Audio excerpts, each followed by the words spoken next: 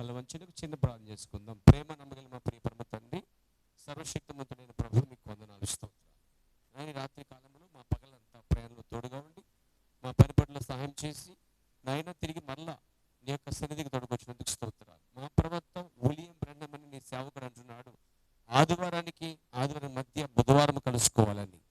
మేము నీ ప్రవక్త మాటను గౌరవించేటువంటి విశ్వాసాలుగా చేయమని ప్రార్థన చేస్తున్నాం. నాయన నీ వర్తమానము వెంబడించే వారిగా మేము ప్రార్థన చేస్తున్నాం ప్రభువ. మరి వెంబడించే వారిగా కోరుతున్నాను ప్రభువ. చదవబడిన లేఖనాన్ని కూడా దీవించి ఆశ్రయించండి. కొద్ది నిమిషాలు మీరు మాతో ఉండి మాట్లాడమని యేసుక్రీస్తున్నామని ప్రార్థిస్తున్నాం. కూర్చోండి. అన్ని నామముల కన్న పైనామము పడదామా సార్? ఫ్రీగా పడండి. ఎన్ని తరములకైనా గణపరచ మామూలుగా పడదాం. యేసునామము మరొకసారి.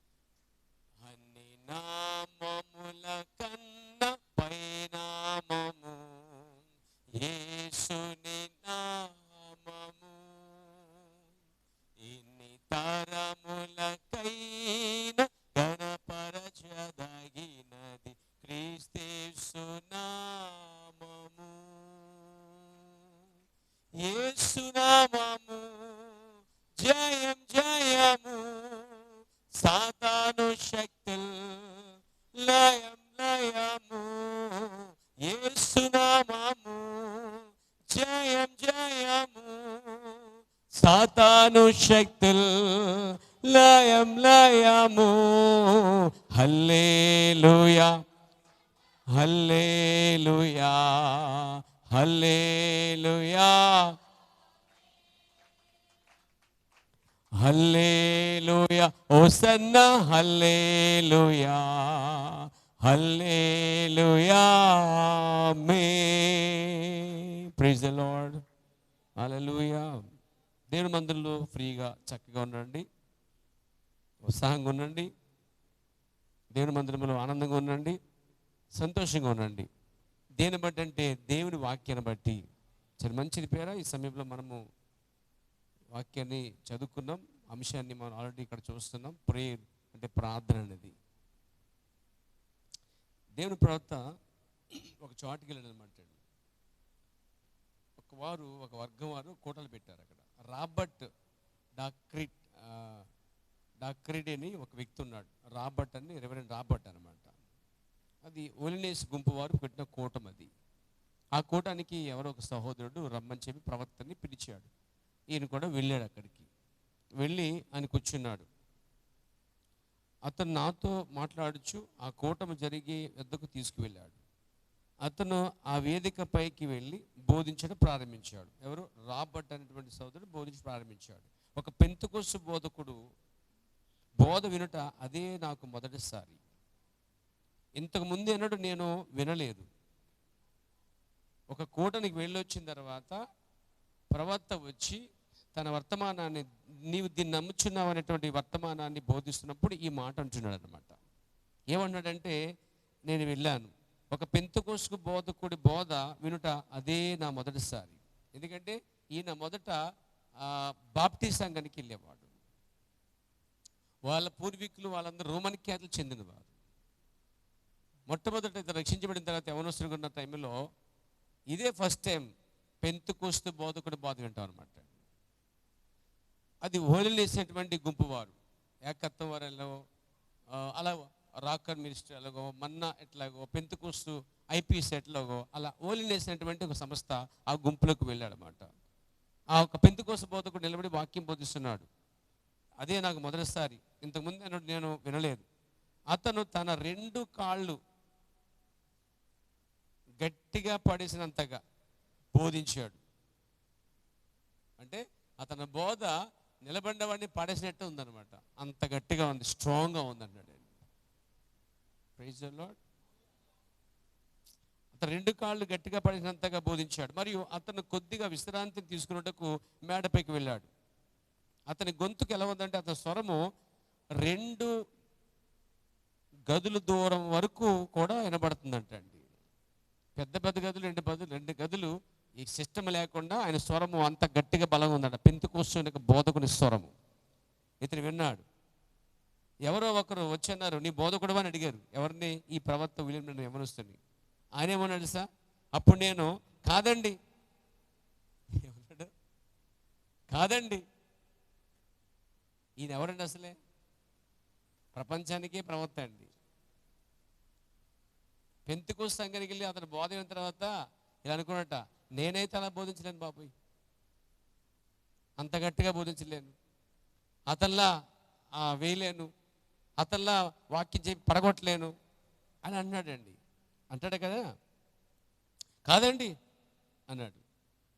నేను బోధకుని కాదు అని చెప్పాను. నా పాతకాలపు బాప్టిస్ట్ బోధకులు ఇంత వేగంగా ఉండరు. అంటే పెంతెకోస్తు బోధకులు అంత స్పీడ్ కానీ బలం కానీ స్ట్రాంగ్గా కానీ ఉన్నట్టు బాప్టిస్ట్ సంఘంలో బోధకులు ఉండట చప్పగా ఉంటారండి. వింటున్నారా? అదంతే. నేను ఆ బోధ విన్న తర్వాత నేను అసలు బోధకుడినే కాదనిపించింది. పెంతెకోస్తు వాడు బోధించిన బోధ వినగానే అసలైన సిసలైన ప్రవక్త అన్నాడు, అసలు నేను బోధకుడినే కాదనిపించింది అన్నాడు. అంటే అంత బాగా చెప్పాడు, అంత స్ట్రాంగ్గా చెప్పాడు. అంతగా అతని స్వరము 2 గదులు అవతలికి వెళ్ళి, అంటే మనమంటే 2 పేటలు అవతలికి వెళ్ళినట్టుగా చెప్తాను చూడాలి అంటాడు కదా ఆయన. నేను ఆ బోధ విన్న తర్వాత నేను అసలు బోధకుడినే కాదనిపించింది. అప్పటి నుండి బోధకుడిగా ఉండటకు సువార్తికులకు దూరంగా ఉంటాను. నేను రోగుల గురించి మాత్రమే ప్రార్థన చేస్తానండోయ్, అలా కానివ్వండి అని చెప్పాను. కానీ ఈరోజు మీ ముందుకు వచ్చి కొంత వాక్యమును చదువుటకు ప్రయత్నించుదును. ఆ వాక్యము నాకు తెలిసినంత మట్టుకు ఏమంటున్నాడో గమనించండి మీరే. తెలిసినంత మట్టుకు వివరించుట యందు నేను ఆనందించుచున్నాను. అంటే ఒక్క ప్రసంగికుడిని అతను ఫాలో అవ్వట్లేదు, ఒక వ్యక్తి వల్లే ఉండడానికి అనుకరించడానికి ఇష్టపడట్లేదు. అయ్యో అంతగా నేను చేయలేను, అంత పెద్ద బోధకుని కాదు, అంత బలమైన బోధకుని కాదు, అయితే రోగుల కోసం చిన్న ప్రార్థన చేస్తాను. అయితే ఈ వాక్యం చదివించి వివరించిన తర్వాత అంటాడు కదా, నేనంటాడు వివరించుటకు నాకు ఆ వాక్యం నాకు తెలిసినంత మట్టుకు వివరించుదును, నేను ఆనందించుదును. ఎందుకంటే అదంతా కూడా నేను నిజమని నమ్ముచున్నాను. అవతల వాళ్ళు నిజమని నమ్మి బోధిస్తున్నారు నాకు తెలియదు, కానీ నేను కొంచెమైనా సరే నేను దాన్ని మొదట నమ్మి దాన్ని బోధిస్తున్నానండి.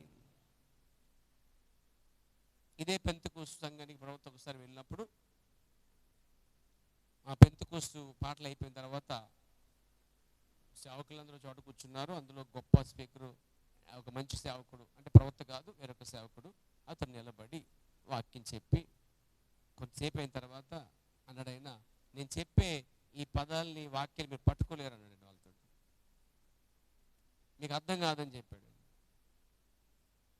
అంటే ఆయన చెప్పే ఆ లోతైన మాటలు, ఆ పదాలు వారు అర్థం చేసుకోలేకపోతున్నారు. ఆయన తీసుకొచ్చి కూర్చునిపోయాడు. అంటే నిరాశకెళ్ళి కూర్చున్నాడంటే ప్రవక్త ఇదంతా అబ్జర్వ్ చేసి అంటాడు ఒక మీటింగ్లో, పెంతెకోస్తు సంఘానికి వెళ్ళాను, ఆ బోధకుడు చాలా ఇలా రొమ్ములు ఎత్తిపెట్టేవాడే, గుండెలు ఎత్తిపెట్టేవాడు వచ్చి నానా వాక్యాలు చెప్పిన తర్వాత నా భాష మీకు అర్థం కావట్లేదు, మీకు అర్థం కాదు, మీకు తెలియదు, అసలు మీకు ఏమీ తెలియదు చెప్పి అతను ప్రసంగం ఆపి కిందకి వెళ్ళి నీరసం కూర్చున్నాడు. కానీ అతడు మీకు ఈ విషయాలు చెప్పడానికి నేను చాలా కలిగి ఉన్నాను, నేను అది కలిగి ఉన్నాను, ఇది కలిగి ఉన్నాను అని తన గొప్పలు చెప్పుకుంటూ మొదలు పెట్టాడు. ఆ తర్వాత వాక్యం బోధించాడు. ప్రజలకి అర్థం కాలేదు. అతను ఐ లాంగ్వేజ్ని, లో డీప్ మెసేజ్ని, లేకపోతే ఉన్నతమైన పదాలని వారు అర్థం చేసుకోలేపారు, సామాన్యమైన ప్రజలు వాడు. కాబట్టి ఇతను ఓడిపోయిన వాడిగా కూర్చున్నాడు. ప్రవక్త అన్నాడు, అతడు ముందే ఓడిపోయిన వాడిగా వచ్చి,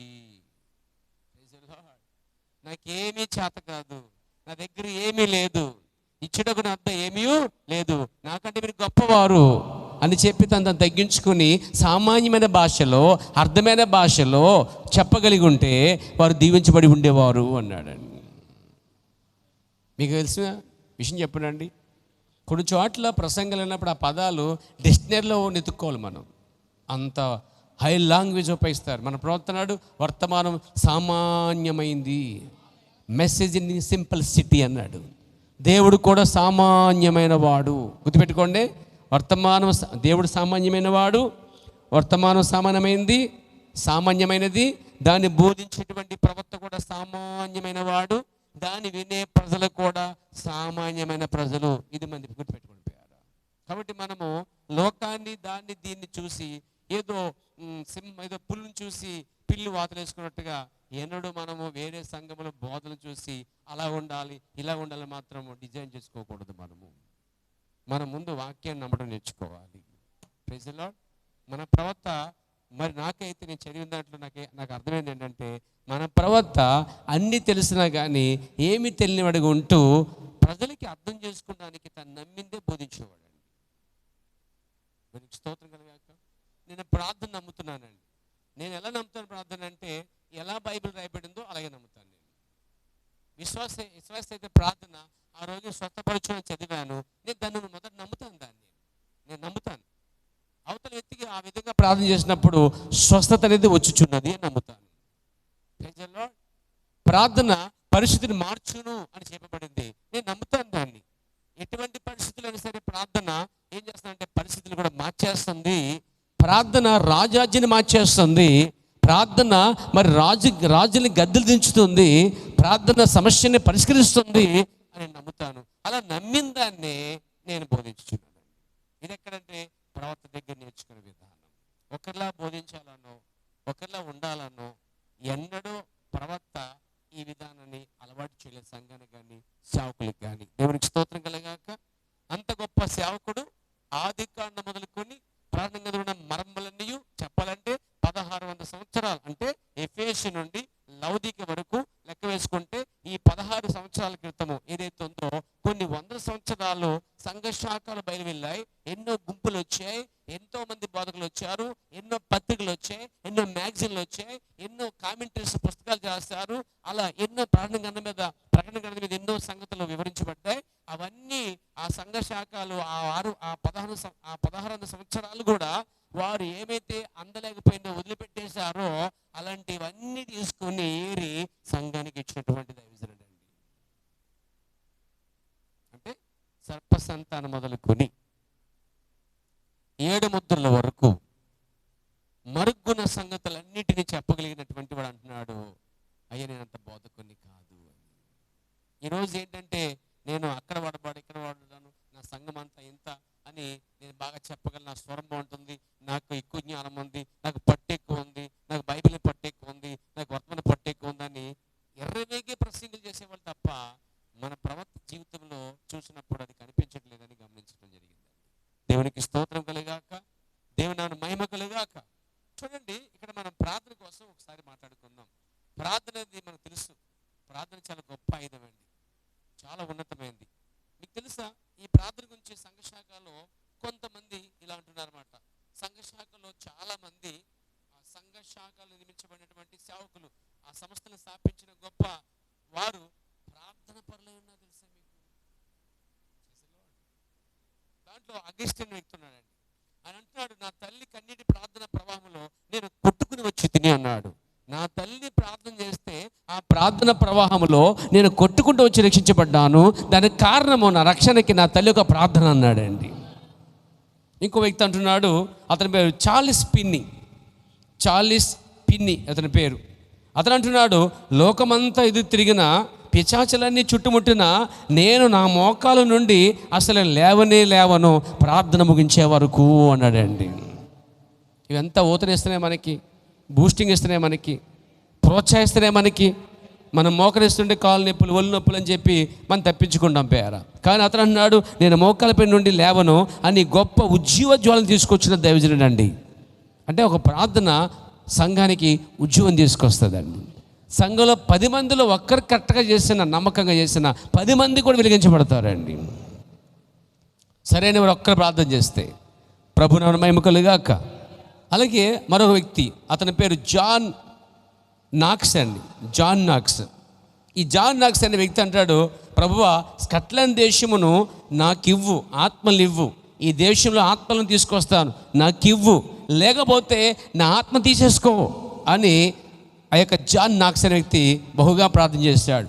వాళ్ళందరికీ మీరు తెలుసుకున్న సత్యవాక్యాలు తెలియవు, మీరు ఎరిగిన వర్తమానం వారికి తెలియదు, మీరు పొందిన బాప్తిస్మం వారికి తెలియదు, మీరు కలిగిన ప్రవర్తన వారికి కలిగి లేరు, మీరు పొందిన వర్తమానం యొక్క లోతైన సంగతులు వారికి అప్పటికి తెలియదు, కానీ వారికి విశ్వాసం ఉంది, వారికి నమ్మకం ఉంది, వారు బైబిల్ చదువుతున్న దాన్ని నమ్ముతున్నారు. అప్పట్లో అదే వారికి సరైనది. దాన్ని బట్టి వారు నిలబడి ప్రార్థన చేయగా సంఘాలు కట్టబడ్డాయి, ఆత్మరక్షించబడ్డాయి. ప్రియారా, ప్రభు నామమున మహిమ కలుగాక. మన మెదడు చనిపోయినటువంటి పాల్ యంగ్చో అనే వ్యక్తి ఉన్నాడు, చనిపోయాడు ఆయన.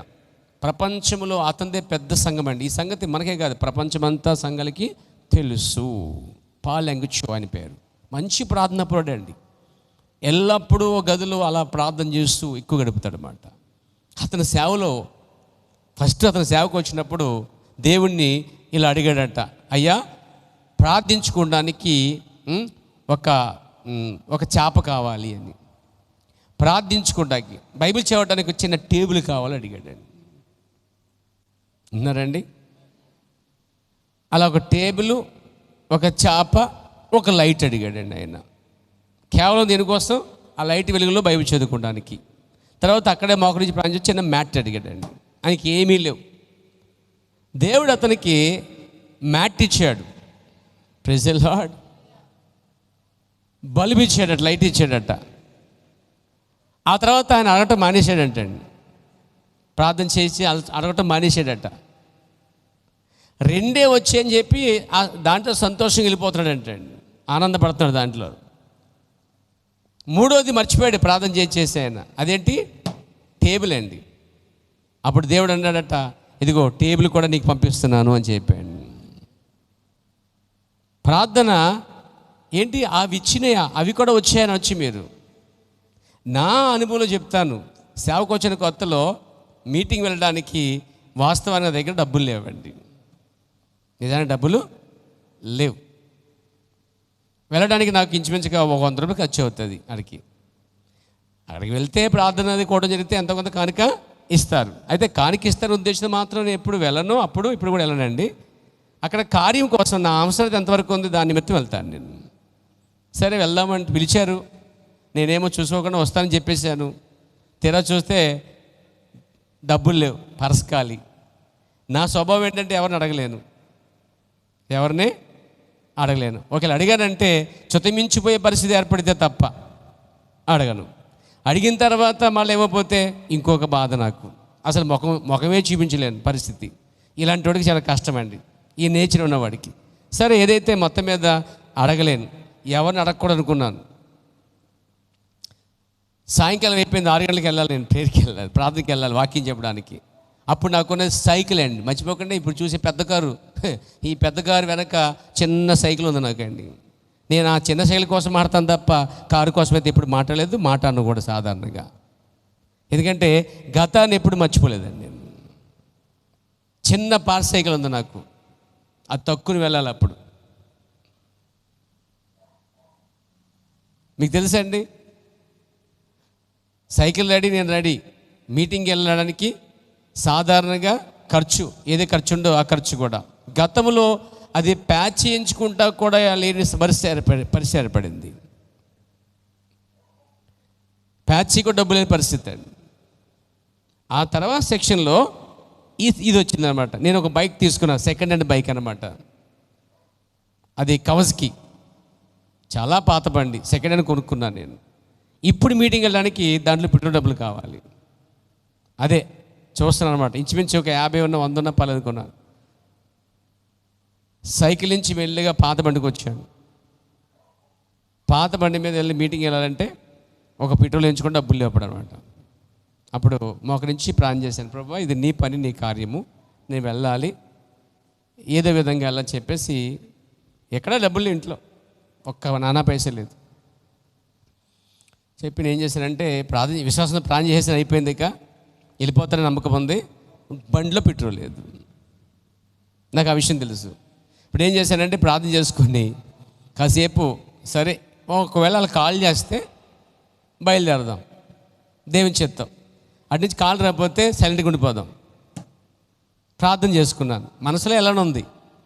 కానీ బైక్ మీద వెళ్ళటానికి ఈ పెట్రోల్ ఛార్జీలు కూర్చుని, సరే ఈలోపు ప్రార్థన చేసుకున్నాం, ఈలోపు కాల్ వస్తే బయలుదేరదాం అయితే లేదని చెప్పేసి మెల్లిగా బైబిల్ తెరిచి అలాగా చదువుతున్నాను అనమాట. చవట బైబిల్ తెరిచాను యాక్చువల్గా. కాసేపు చదువుకుందాం, కాలుస్తే వెళ్దాం, లేకపోతే ఇలా చదువుకుని గడిపేద్దాం అనుకున్నాను. అలా తెరవగానే దాంట్లో 100 రూపాయలు ఉందండి. 100 రూపాయలు ఉన్నాయి. నా సొంత సాక్ష్యం అండి ఇది.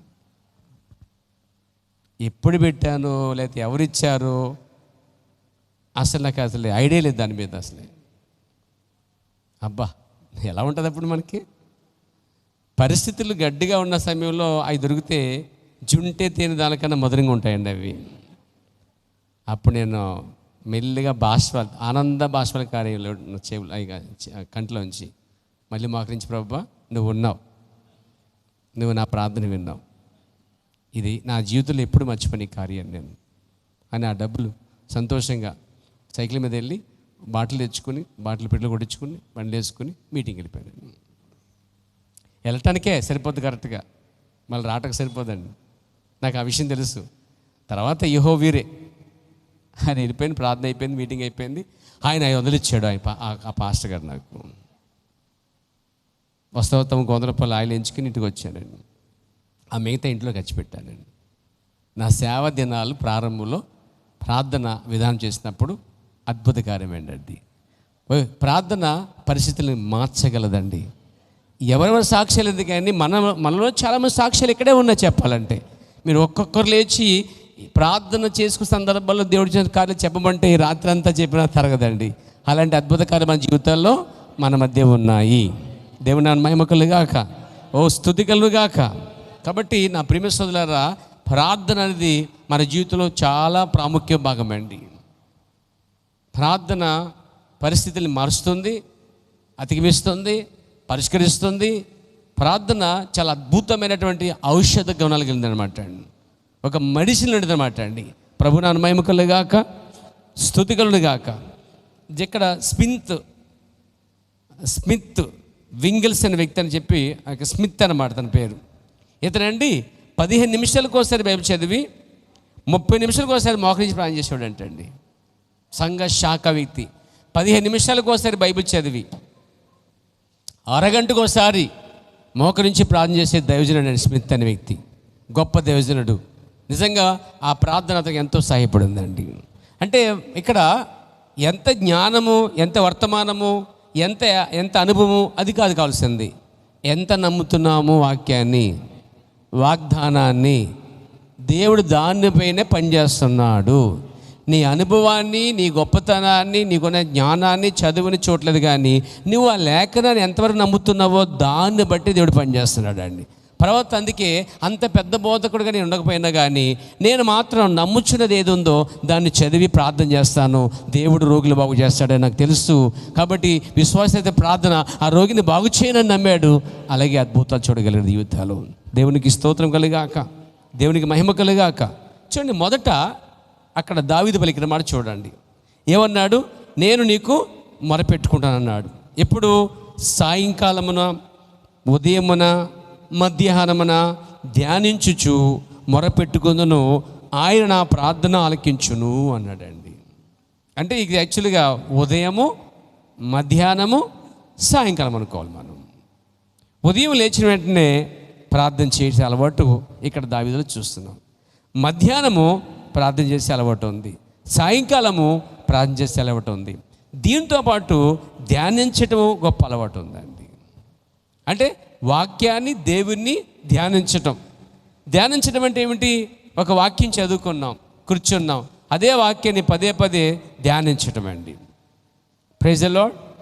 అతడు పొందిన దెబ్బల వలన స్వస్థత కలుగును అని వాక్యం చదివావు, బైబిల్ పక్కన పెట్టావు, ధ్యానం చేస్తున్నావు. అతడు అంటే ప్రభువుని యేసుక్రీస్తు. ఆయన పొందిన దెబ్బలు ఎలాంటి దెబ్బలు అవి? ఎలాంటి గొప్ప దెబ్బలు అవి? అవి ఒళ్ళంతా కూడా చీల్చబడినటువంటి బండవలే ఉన్నది. ఇదిగో ఆయన కార్చిన రక్తము ద్వారా పాప విమోచన, ఆయన దెబ్బల స్వస్థతని మనం ధ్యానం చేస్తున్నాం. అలా ధ్యానం చేస్తూ మొరపెట్టండి. Praise the lord.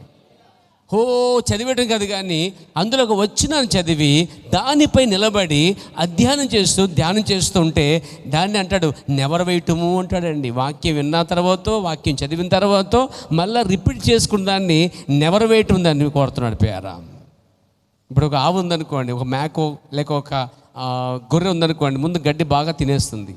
బాగా తిని లోపలికి పెట్టి ఉంటుంది. ఆ తర్వాత పాకలోనో చెట్టు కిందో ముందది పడుకుంటుంది. కాళ్ళు ముడుచుకుని మెల్లగా అది ఏమేస్తుందండి? ఏ పనిలో ఉంటుంది అనుకుంటున్నారు? అది నెవరు వేయటం ప్రారంభిస్తుందండి. గడ్డిలో పాలు లేవు యాక్చువల్గా, కానీ నెవరు వేసినప్పుడు అది నురగ్గా మారి ఆ జీర్ణశక్తి కలిగి ఆ గడ్డి పాలుగా మారే అవకాశాలు ఉన్నాయి. దేవునికి స్తోత్రం కలిగాక. కాబట్టి మీరు ఎంతమంది ఉదయం లేచి ఒక వచనం చదువుకుని ధ్యానించి ప్రార్థన చేసుకున్నాను తెలియదు, కానీ మంచి అలవాటు అయితే చేసుకోని మాత్రం మీకు సలహా ఇస్తున్నాను. మధ్యాహ్నం టైం ఉంటే ఒక వచనం చదువుకొని లేక వచనం జ్ఞాపం చేసుకొని ప్రైజ్ ది లార్డ్, హల్లెలూయా హల్లెలూయా. ఏ ప్రయాణంలో ఏ పనిలో ఉన్నావు, బైబిల్ చదవట్లేదు, కానీ ఈ రోజుల్లో మొబైల్ నీ చేతిలో ఉంది. మొబైల్ ఓపెన్ చేయగానే దాంట్లో వచనం కనిపిస్తాయి. బైబిల్ తెరిచి చదవటానికి టైం లేకపోతే నీ మొబైల్ ఉన్న పుస్తకం తెరిచి చదివి ఒక వచనం చదివి దాన్ని ధ్యానం చేయి, ప్రార్థన చేయి. సాయంకాలం ఇంటికి వచ్చేస్తాం ఆల్రెడీ మనం అందరూ కూడా. సాయంకాలం ఒక వచనం చదువుకొని, కొన్ని సందర్భాల్లో మనం అలసిపోతాం, నేనైనా మీరైనా పక్కన పెట్టేస్తాం సహజంగా. కానీ ఆత్మసిద్ధం కానీ శరీరం బలహీనమైందండి. సాధ్యమైతే శరీరం జయించడానికి ప్రయత్నించండి. గ్లోరీ. ఒక వచనం చదివి అలా ధ్యానం చేసి ప్రార్థన చేయటం అనేది ఉదయము మధ్యాహ్నము సాయంకాలం చేయగలిగితే అంటాడైనా ఆయన నా ప్రార్థన ఆలకించును. దేవుడు ప్రార్థన ఆలకించాలంటే మనలో కొన్ని మంచి పనులు ఉండాలండి. మంచి పనులు ఉండాలి వద్దా? ఇప్పుడు ఎవరికైనా ఓటేయాలంటే ముందు మంచి పని చేసి ఉంటే ఓటేస్తాం, అయితే ఓటు ఎందుకు వేస్తామా? ఏం చేసావు? రోడ్లు వేసాను. ఏం చేసావు? అది కట్ట ఇది కట్ట. ఇంకేం చేసావు? ఇల్లు ఇచ్చా. పర్లేదు బాగానే ఉన్నాయి, ఏదో గొప్ప చేశాడు కాబట్టి ఓటేస్తాం. ఏమి చేయడానికి అసలు ఈడేం చేశాడండి అని మనమే కాదు ప్రజలు తిట్టుకుంటారు అన్నమాట. అలా దేవునికి మనం ఏదన్నా చేయగలిగి ఉంటే అది సేవే కావచ్చు, ప్రార్థనే కావచ్చు, లేక సువార్త చెప్పడమే కావచ్చు, లేదా దేవునికి దగ్గరగా జీవించడం కావచ్చు.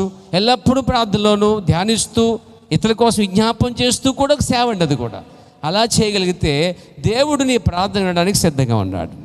ఇంకో దాన్ని చెప్తాను బైబిల్లో. ఎవరండి? హిజ్కియా రాజు.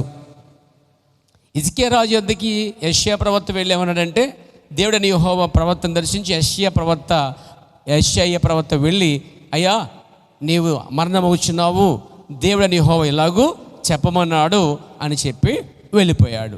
వెళ్ళిపోయిన తర్వాత దేవుడు చెప్పినట్టుగానే వెళ్ళాడు. దేవుడు చెప్పమన్నాడు, చెప్పేశాడు. నీవు ఇక్కడ చనిపోతావు, నీ ఇల్లు చక్కబెట్టేసుకో. ఏమన్నా ఇల్లు చక్కబెట్టే అర్థం ఏంటి? చచ్చిపోక ముందు నీకున్న లోపాలు ఏముంటాయి కనుక అన్నీ ఒప్పేసుకుని రెడీగా ప్రిపేర్ అయిపో, సిద్ధపడిపో అని చెప్పేశాడండి.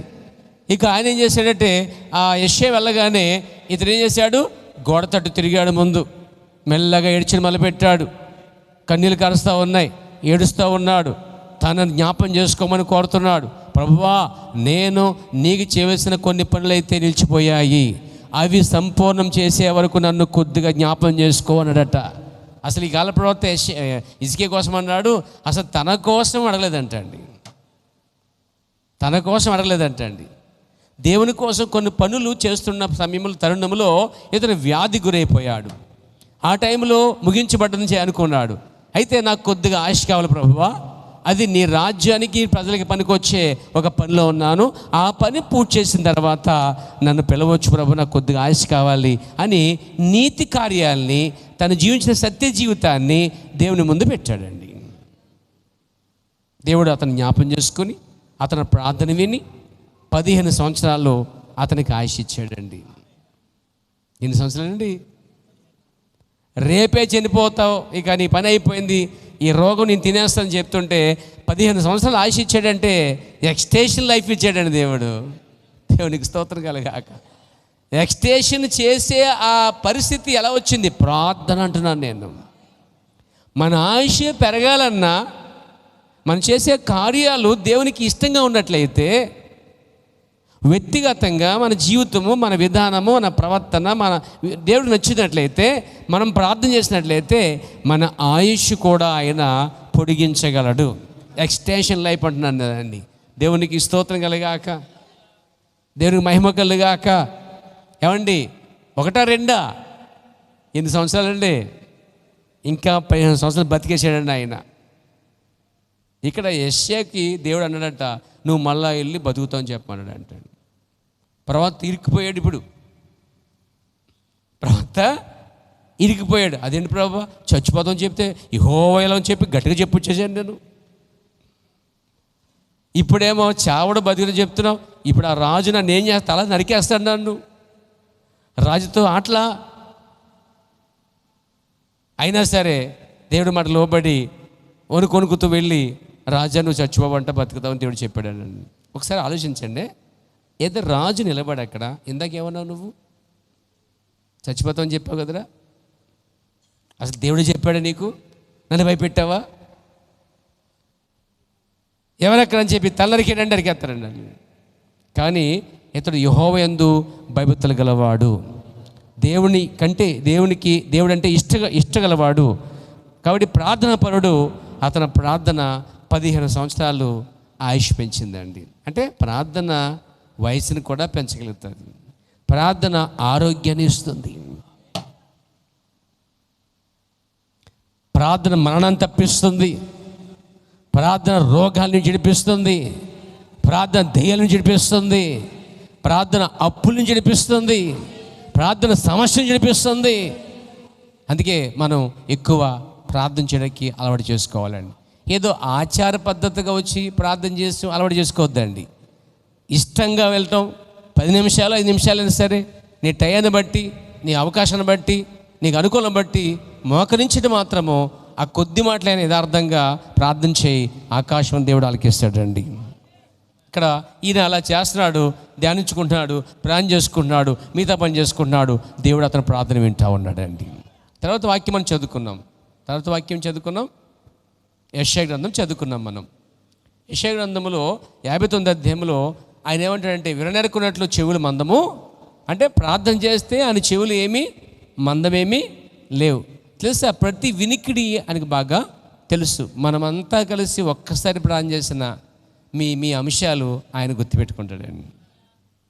ఇప్పుడు మనంతా కలిసి ప్రార్థన చేస్తే నాకు గుర్తుండదు, ఎవరైనా ప్రార్థన చేశారో గుర్తుండదు. రాసుకుంటే మనకు గుర్తుంటుంది. మనకి దేవుడు రాసుకోక్కర్లే. మీ ఎంతమంది ఒకసారి ప్రార్థన చేసినప్పుడు మీ అంశాలు ప్రార్థన చేస్తారు. నిలబడి అంటాం, మనం ఏమంటాం, మీరు కాసేపు ప్రార్థన చేసుకోండి, మీ పర్సనల్ అంటామండి. అందరూ ఒకేసారి ప్రార్థన చేస్తారు. 2-3 అంశాలు గుర్తుంటాయి, మిగతా మాకు గుర్తు ఉండవు. మామూలుగా ఆ సిస్టర్ పలానా అంశం, ఈ సిస్టర్ అంశం పెట్టిందనుకుంటాం. అలా అందరూ గుర్తుపెట్టుకుంటాం మనం, కానీ ఆయన గుర్తుపెట్టుకుంటాడు. That is the God. అదే దేవుడై ఉన్నాడు. దేవునికి స్తోత్రం కలిగాక. అక్కడేమో ఆలకించును అన్నాడు, ఆలకిస్తున్నాడు. ఆలకించుకున్నాక మధ్యాహ్నం, సాయంత్రం, ఉదయం వాక్యం ధ్యానిస్తున్నాడు. ధ్యానం చేస్తూ ప్రార్థన చేసుకుంటున్నాడు. దేవునికి ఇష్టం, వాక్యం వింటున్నాడు. అతను పశ్చాత్తాపడ్డాడు, సరి చేసుకున్నాడు. ప్రభువా నాకు కొంచెం ఆశ వీలైతే, నీ పని మిగిలిపోయింది, నీ పని కోసం అన్నప్పుడు దేవుడు అతనికి ఆశ ఇచ్చాడు. ఏదైనా మంచి పనులు, మంచి కార్యాలు అనగా, మంచి పనులు అంటే దేవునికి దగ్గరగా మనం జీవించుట. ప్రభు నామ మహిమ కలుగాక. ఇక్కడ చూస్తుంటే ఏమన్నాడంట, మీ దోషములు మీ పాపములు నిమికు నాకు మధ్య అడ్డుగా ఉన్నవి, ముందు వాటిని తొలగించుకోండి, తొలగించుకోకపోతే నేను వినలేను అన్నాడండి ఆయన. ఒక కేటగిరీ ఏమో ప్రార్థన చేస్తూ ధ్యానం చేసుకుంటూ మంచి కార్యాలు చేసుకున్నటువంటి ఇస్కే రాజును, మరి ఇతరులు దావీదు యొక్క ప్రార్థనలు, ఇతరుల ప్రార్థనలు దేవుడు వింటూ ఉన్నాడండి. ఇక్కడేమో దేవుడు విందామన్నా ఏవో అడ్డుగా ఉన్నాయండి. కానీ విననేరుకున్నట్లు చెవులు అయితే మందము కాదు. ఆయన గుండు చదువు, చిన్న పిన్ని పడేసిన పిన్ని శబ్దాన్ని కూడా ఆయన వినగలడు. మన ప్రవర్తనాడు ఒక ఈగ ఎన్నిసార్లు రెప్పగొట్టుకుంటుందో తెలుసండి అన్నాడు ప్రవక్త. ఈగ దాని కంటి రెప్ప ఎన్నిసార్లు కట్టుకుంటుందో మనకేం తెలుసా? అది కొట్టుకుందో మనకు తెలియదు అసలు అది. కానీ ఆయన అంటున్నాడు, దేవుడు ప్రవక్త అన్నాడు, ఒక ఈగ భూమి మీద ఎన్నిసార్లు రెప్పవేస్తుందో ఆయన ఎరిగి ఉన్నాడు అన్నాడండి. ప్రభు నన్ను మహిమ కలుగాక. కాబట్టి ప్రతి శబ్దాన్ని నేను బాగా వినగలడు. అంతేకాదు, నీ మనసులో అనుకునేది కూడా వినగలడు. ప్రస్తుతం నీ మనసులో ఏమనుకుంటున్నావు కూడా. కొంతమంది పైకి ప్రార్థన చేస్తారు, మంచిదే, కాదంటలేదు, చేద్దంటలేదు. కొంతమంది లోపల ప్రార్థన చేసుకుంటారు. పైకి ప్రార్థన చేసినా వినగలడు, లోపల పెదాలు కలపకుండా నువ్వు ప్రార్థన చేస్తున్న ప్రార్థన నీ మనసుతో చేసే ప్రార్థన కూడా వినగల సామర్థ్యుడు ఆయన. నేను వినలేను, నీ పక్క సహోదరి వినలేడు, కానీ ఆయన ఏ ప్రార్థన వినగలడు. కానీ వింటకు సిద్ధంగా ఉన్నాడు, వినగలడు. కానీ అయితే ప్రజల యొక్క పాపములు, దోషములు అడ్డుగా కనిపిస్తున్నాయి. ఒక మనిషి పాపములో చెడు కార్యాల్లో జీవిస్తూ దేవుని వద్దకు వచ్చి మొరపెట్టినప్పుడు దేవుడు అక్కడ వినలేకపోతున్నాడు అండి. దేవుడు వినాలంటే ముందు మొదట పాపాన్ని ఒప్పుకోవాలి. అది దేవాలయం కలిగినటువంటి సుంకరి మరి పాపి దగ్గర మనం చూస్తామండి. ఈ సుంకరి నీతిమంతుడిగా కనబరుచుకోడు తప్ప అతని గర్వం కనబడుతుంది తప్ప తగ్గింపు కనబడలే. దేవుడు అతని ప్రార్థన చూసేసినట్టుగా బైబిల్ చెప్తుంది. అయితే సుంకరి అనే వ్యక్తి తల పైకి ఎత్తలేని ప్రభువా, నేను అసలు యోగ్యుని కాదు, నేను ఒక పాపిని అని ఎప్పుడైతే తల వంచి అతను మొరపెట్టి పాపాన్ని ఒప్పుకోగలిగాడో దేవుడు అతని ప్రార్థన వినగలిగాడు. చెవులు మందము కాదు ఆయనకి.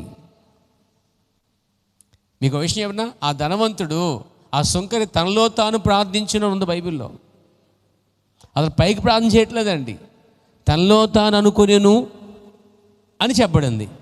ఈ సుంకరైతే బిగ్గరగా నోరు తెరిచి ప్రభువా, నేను పాపిని, నేను యోగ్యుని కాదు అన్నాడండి. సరే, దేవుడు ఒక వ్యక్తి లోపడేమనుకుంటున్నాడో విన్నాడు, ఒక వ్యక్తి పైకి ఏమనుకుంటున్నాడు కూడా దేవుడు వినగలిగాడు. ఇద్దరు ప్రార్థన చేస్తున్నారు, కానీ దేవుడు ఎవరు ప్రార్థన విన్నాడంటే ఎవరు దోషాలు ఒప్పుకుని ప్రార్థన చేశారో వారి ప్రార్థన విన్నాడండి.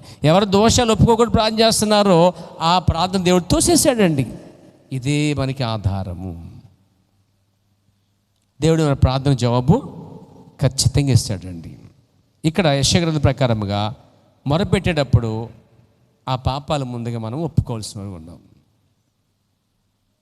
మొరపెట్టే ముందు దేవుని గాయపరిచిన సందర్భాలు ఉంటే వాటిని ముందు ప్రభు సన్నిధానములో వాటిని ఒప్పుకొని తీరాలి. దావీదు అంటాడు, అయ్యా నా పాపములు నా ఎదుటే కనబడుచున్నవి అంటాడు.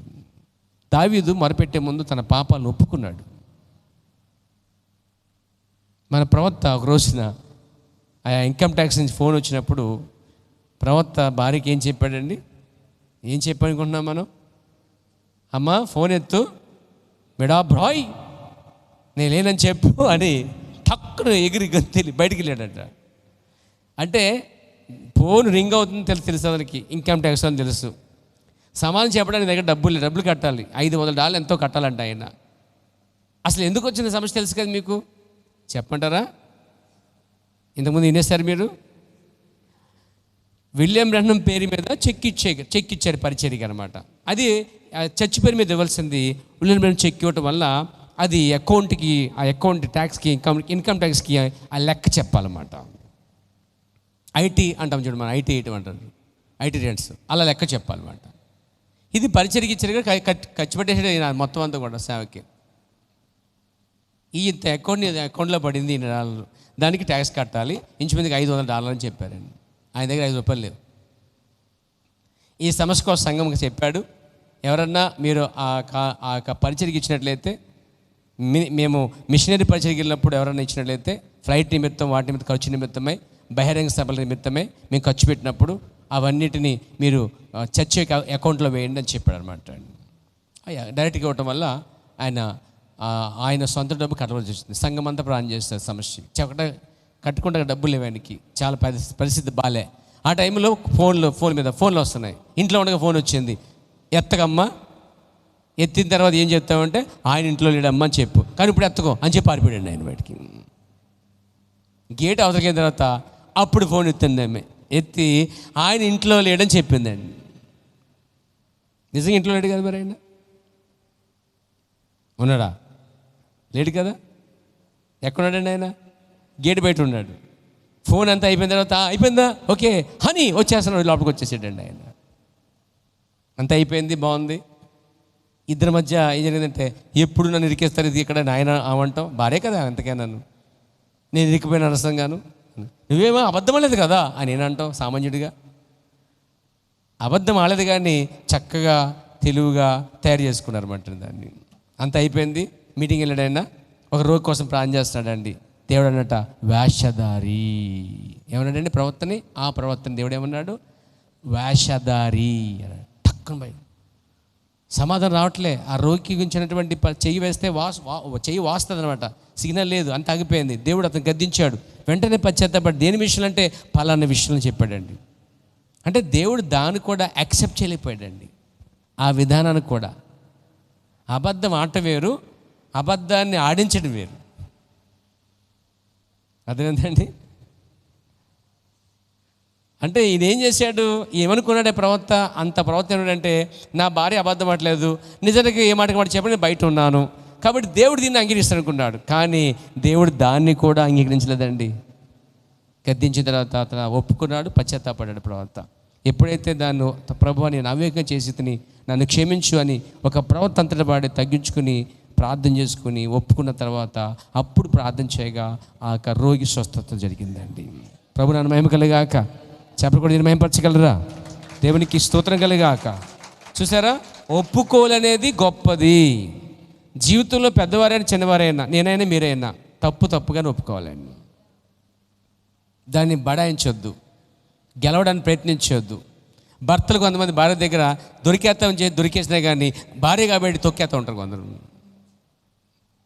భార్య కాబట్టి ఏం చేస్తారంటే వీళ్ళు బడాయంత బలవంతం ఉపయోగించి మొత్తం మీద కోపడ చేయడం మొత్తం మీద గెలిచేస్తారండి వాళ్ళు.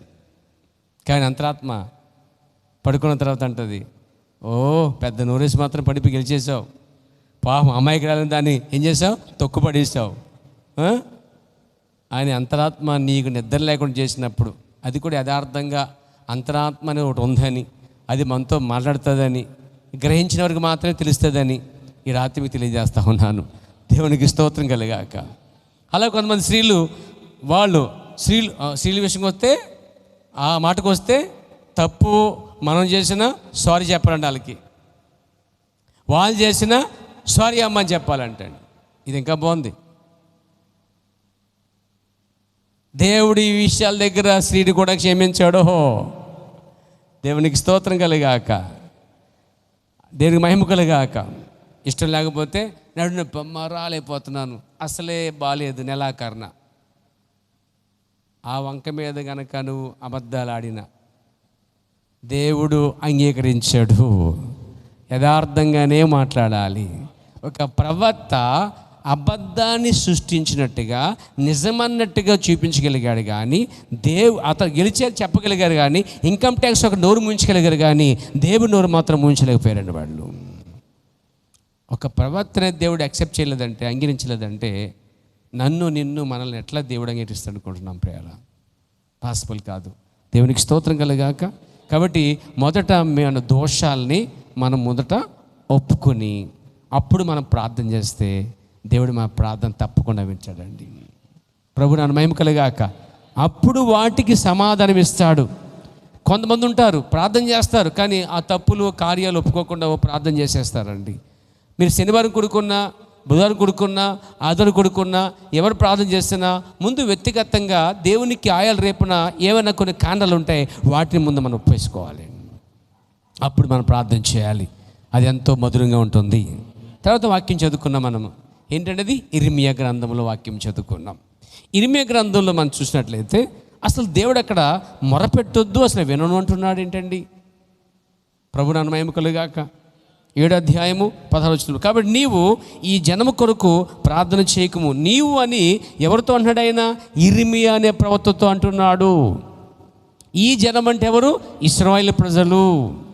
ఇక్కడ 7వ అధ్యాయంలో ఇశ్రాయేలు ప్రజలు దేవుడిని యెహోవా యొద్ద నుంచి తొలగిపోయారు. అంటే అన్య ఆచారాల వైపు వెళ్ళిపోయారు.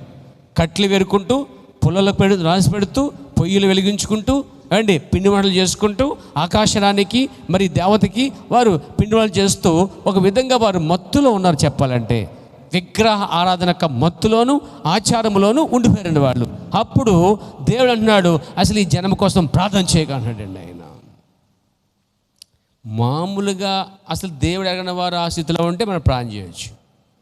ఇక్కడ వీళ్ళు దేవుడు ఎరిగిన వారు. వీళ్ళు ఎంతకాలం ఎవరి కోసం ప్రార్థన చేయొద్దు, ప్రార్థన చేస్తే వినని చెప్తాడంటే దీన్ని తీసుకుని మనము అందరికీ అనుభవించడం చల్లదండి. ఇది మళ్ళా ఒక ఇశ్రాయేలు దేవుడు ఎరిగిన వారు, దేవునితో మొక్కమిక చూసిన వారు, అద్భుతాలు చూసిన వారు, ప్రవక్త వాక్యం ఉన్నవారు, ప్రవక్తలకు గద్దించబడిన వారు, ధర్మశాస్త్రం తిరిగిన వారు తొలగిపోయి వాళ్ళు చేస్తున్నప్పుడు వాళ్ళ కోసం ప్రార్థన చేస్తుంటే దేవుడు అన్నాడు వినను అన్నాడండి ఆయన. దీన్ని మనము మిగతా అసలు దేవుని ఎరగని వారు అన్య విగ్రహార్థంలో ఉన్నట్టు వారి కోసం నేను ప్రార్థన చేయను అనడానికి సరిపోలేము మనం ప్రియారా. ఎందుకంటే వారికి అసలు దేవుడు ఎవరో తెలియదు. కానీ వాళ్ళ కోసం తప్పనిసరిగా మనం ప్రార్థన చేయాలి. ప్రభువును మహిమకలుగాక. రాజుల కొరకు, మంత్రుల కొరకు, మన చుట్టూ ఉన్న సమాజం కొరకు, విగ్రహాదుల కొరకు మనం ప్రార్థన చేయాలి. కానీ ఇక్కడ ఇశ్రాయేలు దేవుణ్ణి ఎరిగిన తర్వాత విగ్రహంలోనికి పిండి వంటలని బయలుదేవతకి లేకపోతే ఆకాశరానికి వారు వంటలు చేస్తున్నట్టు బైబిల్ చెప్తుందండి. దేవునికి స్తోత్రం కలుగాక. బైబిల్ చాలా స్పష్టంగా చెప్తా ఉంది. హల్లెలూయా, దేవునికి స్తోత్రం కలుగాక. ఎందుకంటే 18 వచ్చింది చదవండి. నాకు కోపం పుట్టించినట్లు ఆకాశరాని దేవతకు మంచి మంచి పనిలో ఉన్నారండి వీళ్ళు.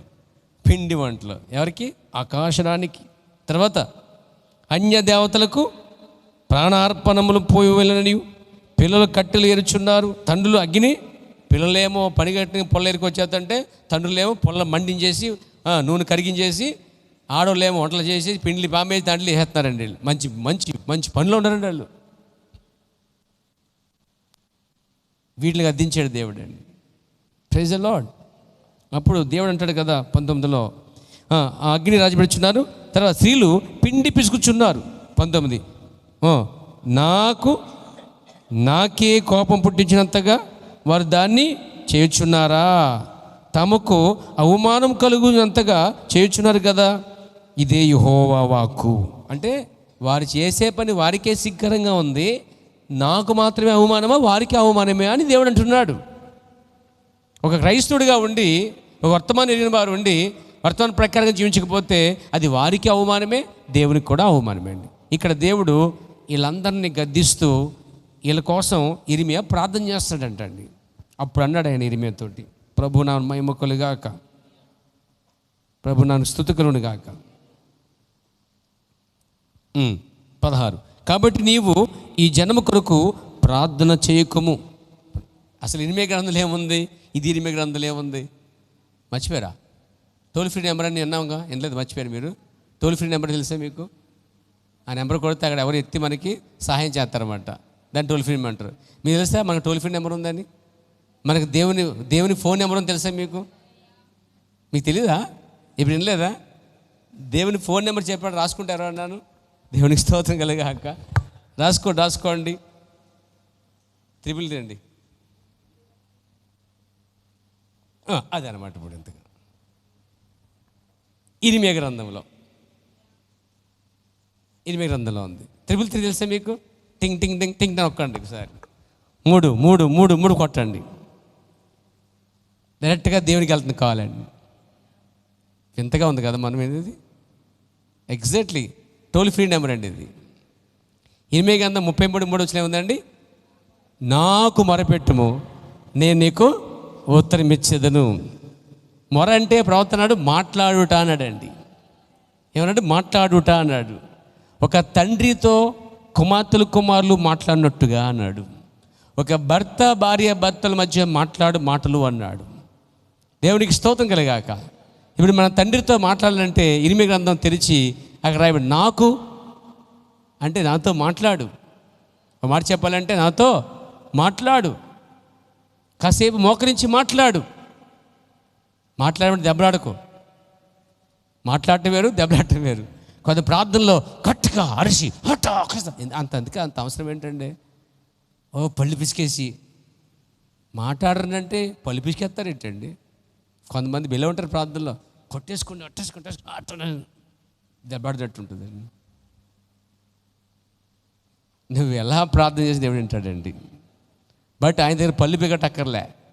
ఒక తండ్రితో ఫ్రీగా కుమారులు మన ఇష్టమైన వారితో ఎలాగైతే ఓపెన్గా మాట్లాడతామో, వివరిస్తామో, అలా దేవుని దగ్గర ప్రతి దాన్ని పిండు మీరు వివరించవచ్చండి.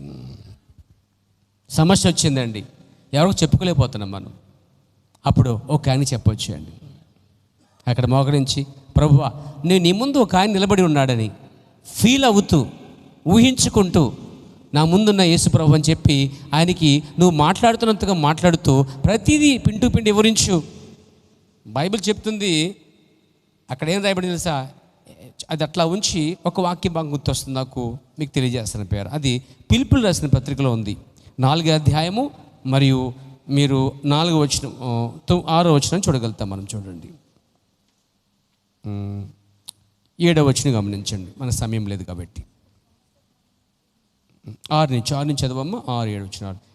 దేనిని గురించి చింతపడకుడు కానీ ప్రతి విషయంలోనూ ఆ ప్రార్థన విజ్ఞాపనల చేత కృతజ్ఞతాపూర్వకముగా మీ విన్నపములు దేవునికి ఏమంటాడండి?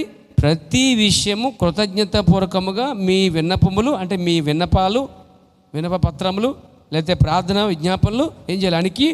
తెలియజేయడి. అప్పుడు సమస్త జ్ఞానమునకు మించిన దేవుని సమాధానం. అలాంటి సమయంలో దేవుని ఎదురించి ఒక సమాధానం కోరుకోవాలి మనమండి. బాగా డిస్టర్బ్ అయిపోయాం మనము, చాలా కన్ఫ్యూషన్లో ఉన్నాం మనం, గందరగోళంలో ఉన్నాం మనము, అసమాధానంగా ఉన్నాం మనము, విసిగిపోతున్నాం, వేసరిపోతున్నాం మనము. ప్రార్థించిన విషయాల్లో ఏది జరగలేని చెప్పి ఒక రీతిగా ఏం చేయాలో తెలియట్లేదు ఎక్క, దేని మీద మనసు లేదు ఎక్క. అప్పుడు మీరు హృదయపూర్వకముగా కృతజ్ఞతాపూర్వకంగా ఆయనకి తెలియచేయండి. అప్పుడంట సమస్త జ్ఞానానికి మించిన, అంటే ఆ టైంలో అన్నిటికన్నది గొప్పది ఏంటంటే నీకు కావాల్సిన సమాధానము. ఆ డిస్టర్బెన్స్ నుంచి రావడానికి, ఆ గలిబిలి నుంచి రావడానికి, ఆ గందరగోళం నుంచి బయటపడాలంటే, అసమాధానం నుంచి బయటపడాలంటే, దేని మీద ఏ పని మీద ఇంట్రెస్ట్ లేదు. నాకేంటి అది, ఎందుకు నా ప్రాణం విసుగైపోయింది ఇక, నేను అంత అసలు ఏం చేస్తాను నాకు తెలియట్లేదు చెప్పి ఒకలా అయిపోవటం అనమాట.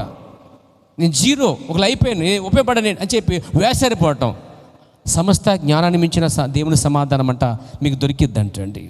యేసుక్రీస్తు వలన మీ హృదయములకును మీ తలంపులకును కావలి కాయనున్నాడండి.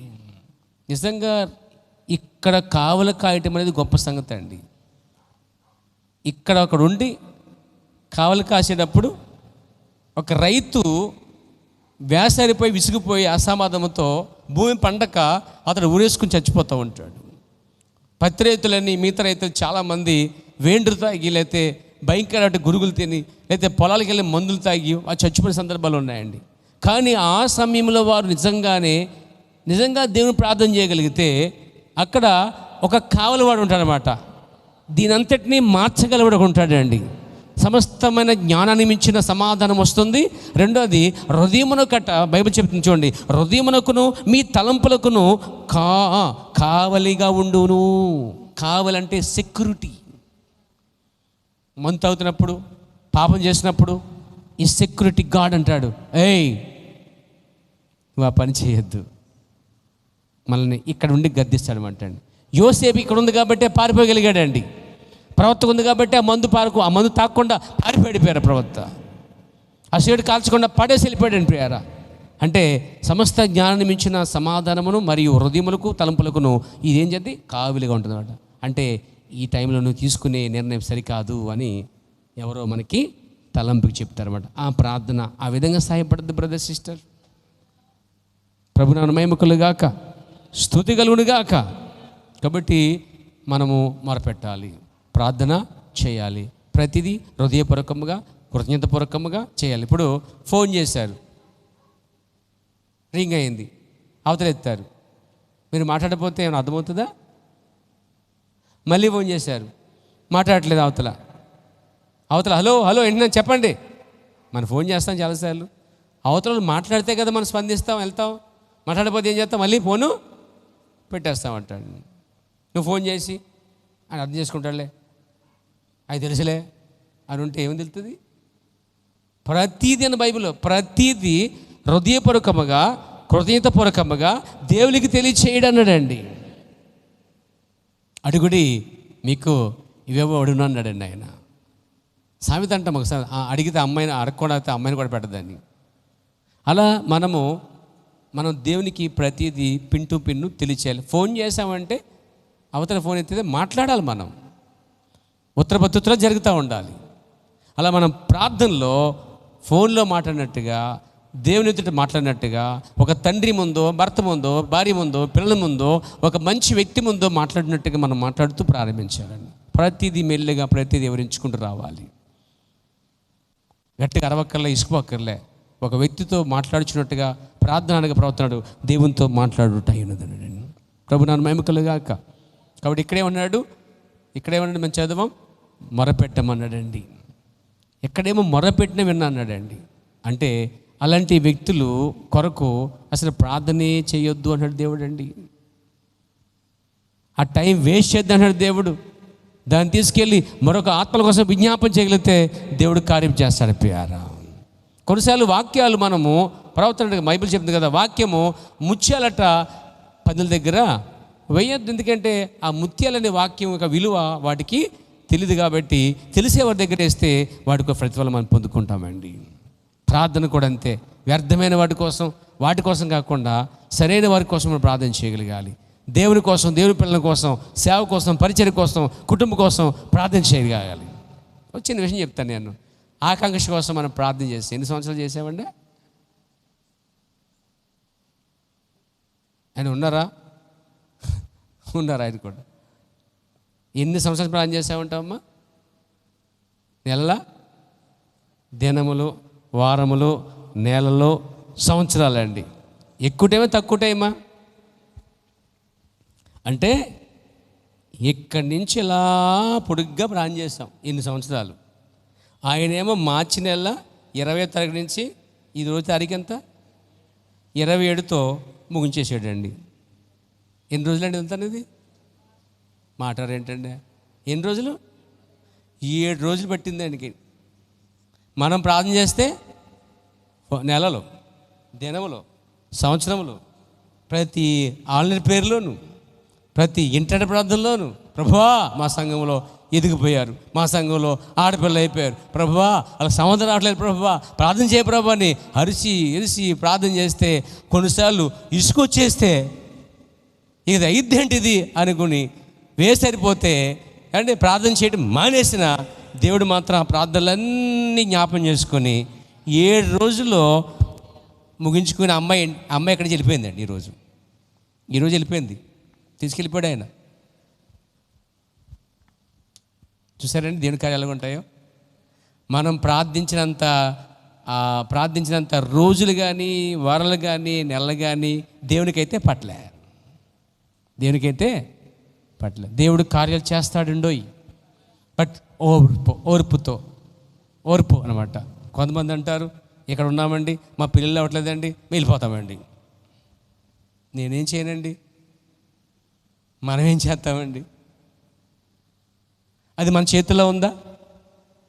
కానీ ఇంత టైం ప్రార్థన చేస్తే 7 రోజులు మొత్తం దేవుడు ముగించేసాడు కార్యాన్ని. ఇప్పుడు అమ్మాయి ఇక్కడ లేదు, ఇంటికి వెళ్ళిపోయింది. ఇంకా మర్చిపోయి మళ్ళీ ప్రార్థన చేయకండి ఇంకా, ఎందుకంటే అయిపోయింది. ఇక దేవునికి స్తోత్రం కలిగాక.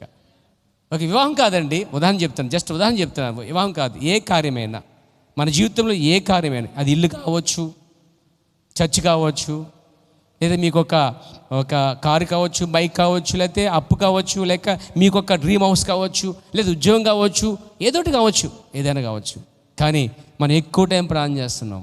మర్చిపోకండి, ఈ టర్ము లాంగ్ టర్ము, మనకు లాంగ్ టర్ము, కానీ దేవుడు మాత్రము చిన్న టర్మ్ అనమాట. టక్కని చేసి పడేస్తాడండి. అంటే మన ప్రార్థనకి ఎన్నిసార్లు చేస్తాము, ఎంతకాలం ప్రార్థన చేస్తాము అనే దానికి దేవుని జవాబు వెంటనే వచ్చేసిందండి. ఆ వచ్చే వరకు వెయిట్ చేయాలండి. ఇప్పుడు ఎలా ఉందంటే, ఎంత కష్టపడి ఇన్ని సంవత్సరాలు ప్రార్థన చేస్తే 7 రోజులు మొత్తం దేవుని కార్యం అంతా అయిపోయిందంట. ఎంత గొప్ప కార్యం అండి. ఇందాక వస్తుంటే అదే ఆలోచించాను నేను. అమ్మాయి ప్లే చేసాం కదా, ఈరోజు వెళ్ళిపోతుంది కదా, పొద్దున ప్రార్థన చేసి పంపించాను అనుకోండి, అయిపోయింది. చూసారా ఎంత దేవుడు అద్భుత కార్యం చేశాడు అని ఊహించుకొని వస్తాను అనమాట నేను. అంటే మన ప్రార్థనలు ఎప్పటికీ వ్యర్థము. బైబిల్ చెప్పింది, ప్రభునందు మీ ప్రయాసము ఎప్పటికీ వ్యర్థం కాదండి.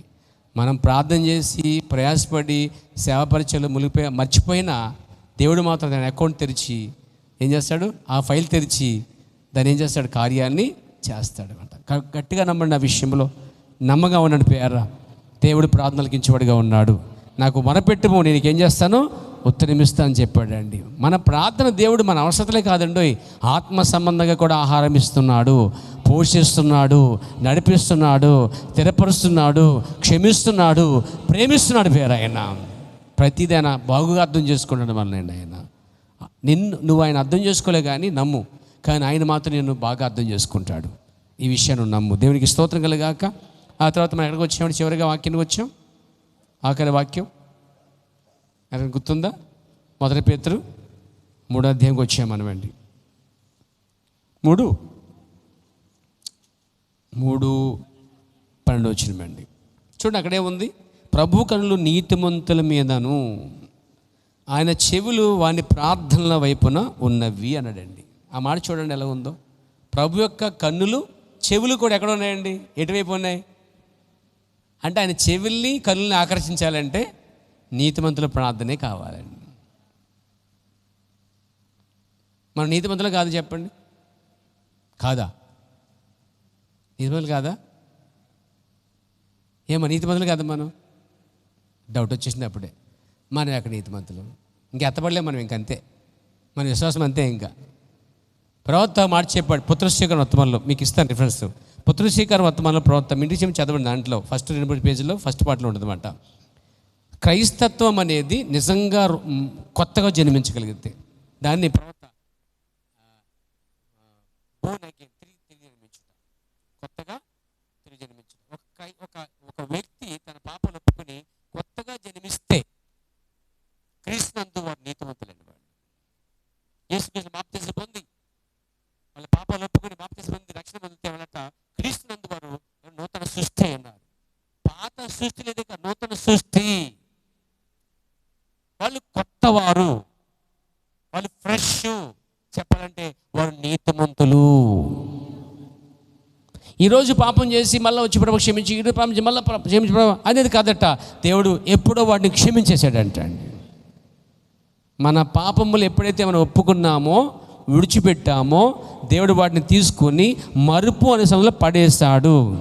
నువ్వు ఒప్పుకున్నప్పుడల్లా మళ్ళీ తీసుకెళ్ళి మళ్ళా పడేయటం, నువ్వు ఒప్పుకున్నప్పుడు తీసుకెళ్ళి మళ్ళా పడేయటం, ఈ పనిలో దేవుడు లేడండి. దేవుడు లేడు. No no no no no నీ యొక్క పాపములన్నీ మొత్తం పడేసాడు ఆయన. క్రీస్తునందు నూతన సృష్టిగా ఉన్న వాళ్ళు, తిరిగి జన్మించిన వాళ్ళు ఇక పాపము చెయ్యరు, దాని జోలికి వెళ్ళరు.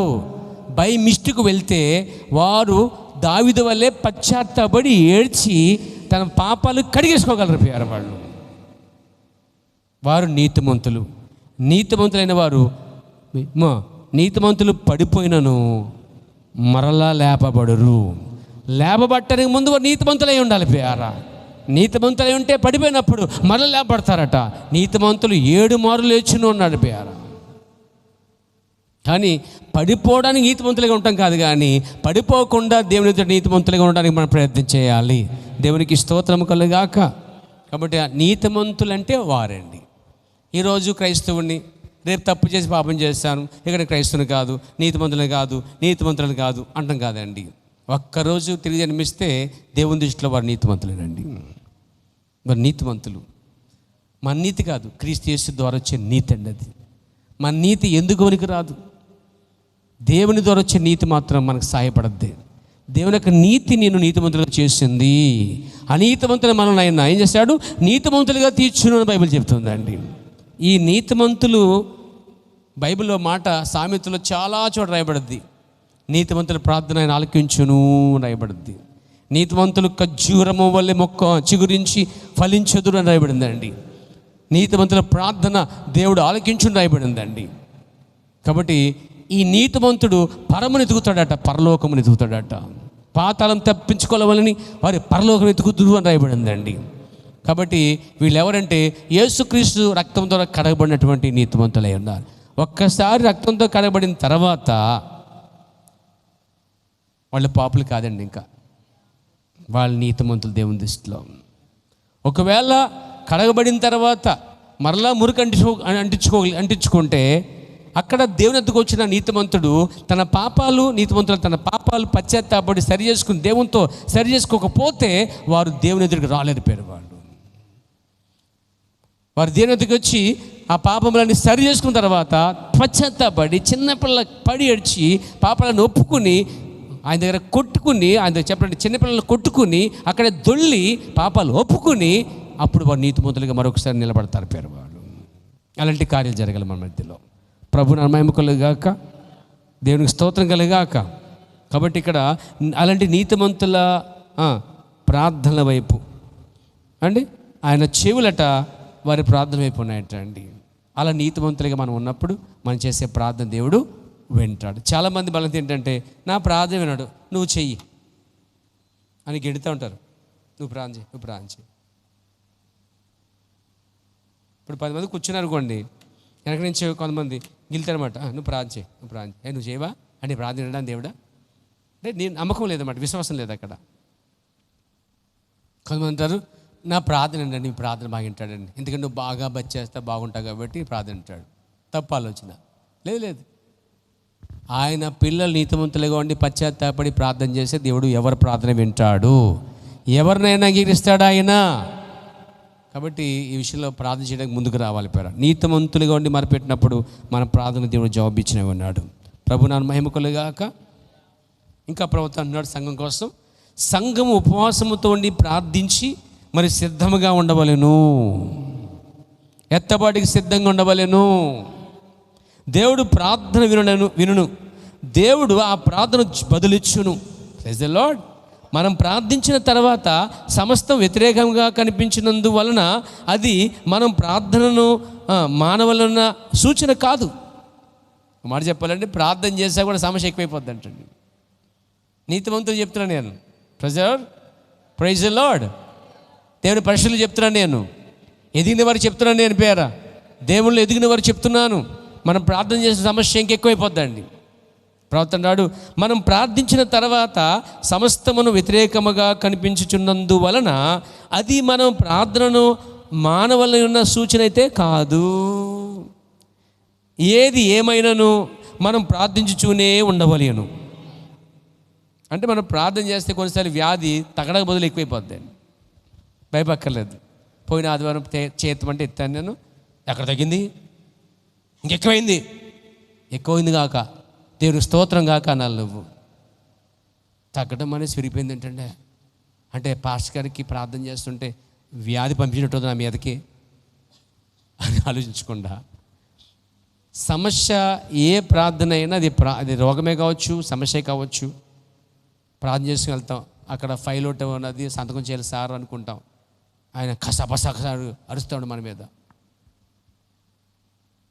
అంటే ఎలా ఉంటుంది, వ్యతిరేకంగా మారిపోద్ది అనమాట. దాని అర్థం ప్రవక్త అన్నాడు, అలా ప్రార్థించిన తర్వాత అన్ని సమస్తము వ్యతిరేకంగా ఉన్నప్పుడు ప్రార్థన మానేయాలని సూచన కాదంట, అది ఇంకా చేయాలంటండి. ప్రార్థన చేసినప్పుడు వ్యాధి పెరిగట్టండి, మెల్లిగా తగ్గిద్దండి. ఈ విషయం మర్చిపోకండి. సంఘం ప్రార్థన చేసినా, విశ్వాసం ప్రార్థన చేసినా, పెద్దలు ప్రార్థన చేసినా, పాస్టర్ ప్రార్థన చేసినా, మీరు ప్రార్థన చేసుకున్నా ఆమె ఆ వ్యాధి ఎక్కువైపోతుంటే కంగారు పడకుండా ఇది ఎక్కువ అవుతుందంటే అర్థం ఏంటంటే తగ్గుతుంది. రివర్స్గా తీసుకోవాలి నువ్వు, అప్పుడు దేవుడు కార్యం చేస్తాడండి. దేవునికి స్తోత్రం కలగాక. ఏది ఏమైనా మనం ప్రార్థించునే ఉండవలను. కొన్నిసార్లు ఆయన మనలను వేచి ఉంచును. కొన్నిసార్లు మనం ప్రార్థన చేస్తుంటే ఆయన అంట వేచి ఉంచుతాడట. విన్నట్టుగా ఉంటాడు ఆయన, కానీ వింటున్నాడండి. ఆయన చూడనట్టుగా ఉంటాడు ఆయన, కానీ చూస్తున్నాడండి. ఆయన పట్టించుకోలేనట్టు అనిపిస్తుంది ఒక సందర్భం, అనిపిస్తుంది మనకి, ఎంత గట్టిగా పట్టుకున్నాం ఆయన మళ్ళీ ఎక్కడ పట్టుకున్నాడు అనిపిస్తుంది. కానీ ఆయన పట్టించుకున్నట్టుగా ఉన్నాడు, కానీ పట్టించుకున్నట్టుగా ఉన్నాడండి. ప్రభువుని మహిమ కలుగాక. కొన్నిసార్లు ఆయన మనలను వేచి ఉంచును. దేవుని మహిమ కలుగాక. ప్రభువుని మహిమ కలుగాక. శ్రమలలో ఇబ్బందుల్లో దేవుని ప్రార్థించడం చేయాలి మనం అండి. దావీదునట్టుగా కీర్తనుడైన యెహోవా నేను మొరపెట్టగా ఆయన నా శ్రమలో నుండి నన్ను పైకి లేవనెత్తును, రక్షించును అంటాడండి ఆయన. కాబట్టి నా శ్రమలో నేను యెహోవాకు మొరపెట్టిదని, నా దేవుని ప్రార్థన చేసి తిని, ఆయన తన ఆలయంలో ఆలకించి నా ప్రార్థన అంగీకరించి నా మొర ఆయన సన్నిధిని చేరినది అని చెప్తున్నాడండి ఆయన. ప్రభు నన్ను మహిమ కలుగాక. కాబట్టి నా ప్రియమైన సోదరులారా, ఆయన ప్రజలు ప్రార్థించవలనని దేవుడు కోరుచున్నాడు అన్నాడు. మనం ప్రార్థన చేయాలని దేవుడు కోరుతున్నాడటండి. Praise the lord. దేవునికి స్తోత్రం కలుగాక. దేవుడు ఆయన ప్రజలను ప్రార్థించవలని దేవుడు కోరుతున్నాడు. దేవుని ప్రజలు ప్రార్థించుటకు ప్రారంభించినప్పుడు దేవుడు వినుటకు ప్రారంభిస్తాడట అండి. మనం ప్రార్థన మొదలుపెట్టినప్పుడు ఆయన వినటం మొదలు పెడతాడట అండి. ప్రభు నాన్న మహిమ కలుగాక. దేవునికి స్తుతి కలుగుగాక. కాబట్టి నీతిమంతుల ప్రార్థన వైపు ఆయన చెవులు ఎప్పుడు ఉన్నాయటండి. దేవునికి స్తుతి కలుగాక. ఎవరికి అధికమైన భారం ఉండునో, ఎవరికైతే అధికమైన భారం ఉండునో వారు ప్రార్థించినప్పుడు దేనినో వారు పొందుదురు. సంఘమంతా ప్రార్థన చేస్తే సంఘానికి గొప్ప ఉద్యమం వస్తుందంట అండి, శక్తివంతంగా మారిపోద్దండి ప్రియారా. కాబట్టి ప్రార్థన చాలా సంఘానికి అవసరమండి. మీలో ప్రతి ఒక్కరు కూడా ఈ ప్రార్థన ఆయుధాన్ని విడిచిపెట్టకండి. మీరు ఉదయం, మధ్యాహ్నం, సాయంకాలం సమయం ఉన్నప్పుడల్లా కనీసం ఒక నిమిషం 2 నిమిషాలు మోకరించి ప్రార్థన చేయండి. దేవుడిని దీవించి ఆశీర్వదించును గాక. లేచిన పడదాం పేరు, లేచిన పడదామండి. ప్రభునామ మహిమకులు గాక, స్తుతికలుడు గాక. హల్లెలూయా. అందరూ ఒకసారి చేతులపైకి ఎత్తి సిద్ధించుకుందాం.